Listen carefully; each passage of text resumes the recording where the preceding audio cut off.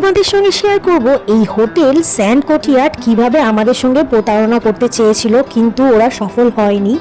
যেরকম কথা ছিল, যেরকম ওরা আমাদেরকে ফোনে কথা বলেছিল, যেরকম আমাদের ফটো পাঠিয়েছিল, ঠিক সেরকমই আমরা গিয়ে উপস্থিত হয়েছি এবং দেখে বেশ আনন্দিত হয়েছিলাম যে ফ্রন্টটা একদম অ্যাজ ইট ইজ যেরকম ওরা ছবি পাঠিয়েছে সেরকমই দেখছি। খুব ভালো লাগছে।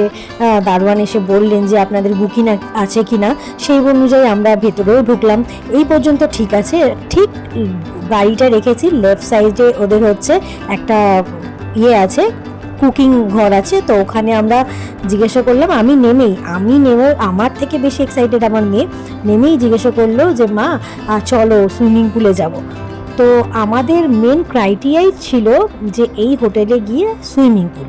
তো আমার হাজব্যান্ড সেই অনুযায়ী এই হোটেলটা বুক করে, মানে এই রিসর্টটা বুক করে যে সুইমিং পুল আছে, তো দাদা আমার বাচ্চাকে নিয়ে আমি আসবো, সে সুইমিং পুলে মানে সে সুইমিং পুলটাই চায়।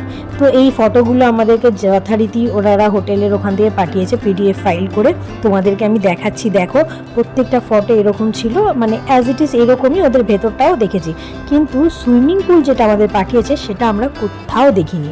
তো দেখিনি, আমরা জিজ্ঞাসা করছি দাদা সুইমিং পুল, এই যে দেখো সুইমিং পুলটা দেখাচ্ছে, এই ছবিটাই অ্যাকচুয়ালি আমাদেরকে দেখিয়েছে, এই যে স্যান্ডস।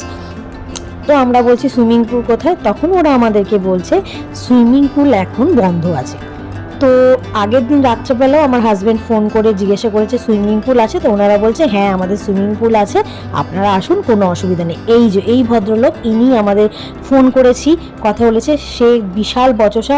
আমার হাজব্যান্ড বলছে ঠিক আছে আমরা মানলাম, আপনাদের সুইমিং পুল কোনো প্রবলেম আছে, আমরা এখানে থাকবো না, আমাদের টাকাটা ফেরত দিন। তো ইনি হঠাৎ করেই বলছেন না আমরা টাকা ফেরত দিই না।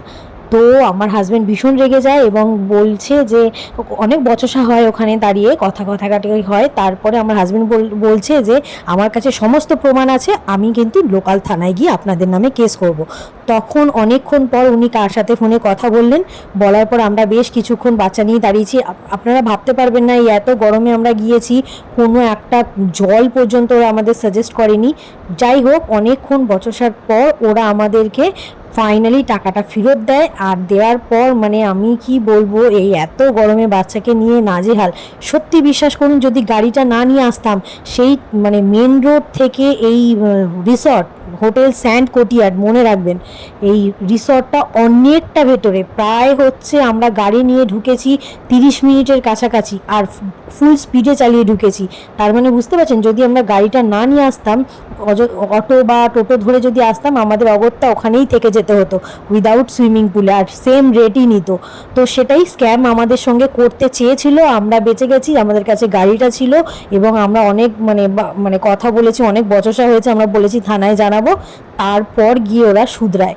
যাই হোক, আমাদের এই পর্যন্ত তো জার্নিটা খুব ধকল গেছে। এবার আমরা বেরিয়ে পড়েছি মন্দারমণির দিকে। প্রথমে একটু খেয়ে নিই, সকালবেলা সেই যে বেরিয়েছিলাম, আমাদের ব্রেকফাস্টেই ছিল ধোসা আর হচ্ছে লুচি। চলো এবার আমরা খাই।